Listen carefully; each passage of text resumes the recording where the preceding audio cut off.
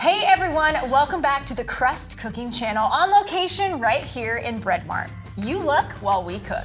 Last week, we made a fossil flake shake, and today, we're gonna show you how to make another crust product. Now, it might not be everyone's favorite, but I think we can really transform this anti-gravity tuna and make it something that is really going to surprise you. Now, before anti-gravity tuna, Bread Mart carried a pretty basic tuna brand. The can had mayonnaise already included in the tuna, so it was convenient, but it wasn't really a popular product. So the Crust Company wanted to keep selling tuna, but they wanted to figure out a way to make it different and unique. So they started doing some experiments on the best way to harvest, can, and distribute tuna. And they ended up in a shuttle headed to space. So Squilliam, the space octopus, is the perfect mascot for this crust product. A little bit of Squilliam's backstory.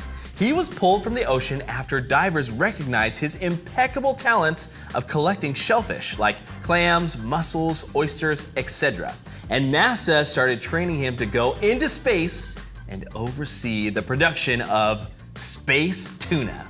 Squilliam was quickly promoted to the highest cosmonaut status and, interestingly enough, has fully adapted to his anti-gravity environment.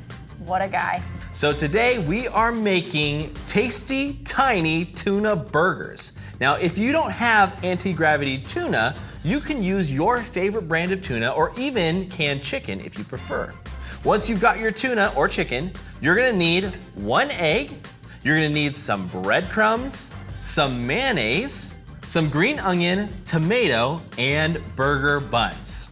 Okay, before we get any further, I want to let you guys know that right now there is a coupon available from Bread Mart for the anti-gravity tuna. You buy 3 cans, you get 1 free. This is a deal waiting for you. All right, so today we're gonna be cooking our tuna burgers inside this newly released Bread Mart product. This is a mini griddle. So we're gonna be cooking it right here. You guys can cook this in a pan, you can cook it in an air fryer. Make sure you ask a grown-up for help. But without further ado, let's make some tuna burgers. So step 1 is to open up your space tuna and add it to a bowl. Then it's time to add the rest of the ingredients. An equal amount of salt, pepper, and garlic powder. We're adding our breadcrumbs. We've got our green onion. We're gonna measure the mayo with our heart. If your heart loves it, add some extra.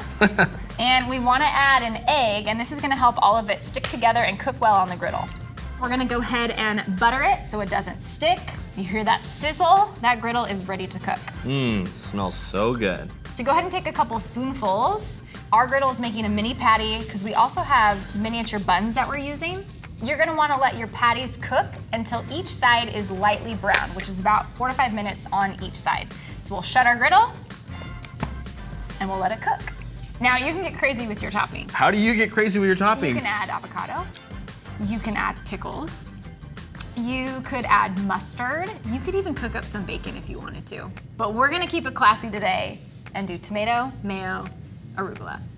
All right, so now that our patty is done, it's nice and brown on both sides. We're just gonna own it. We're gonna do our best and try to transfer it to our bun. Here we go. Ooh, okay. Not bad.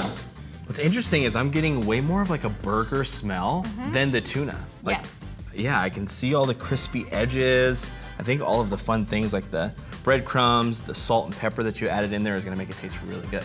Here we go, let's try it.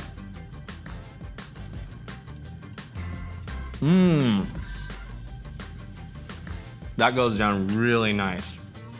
The arugula adds a nice peppery flavor to it. The tomato gives it a fresh taste. That is the freshest tuna in the best way possible I have ever had. Agreed. Wow.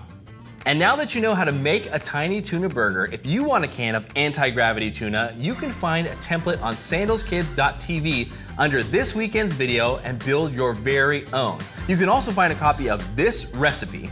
Make sure you tag us on Instagram at SandalsKids and show us a photo or a video of your culinary creation. And join us next week when we show you how to make a refreshing crust berry cream soda. We'll see you then.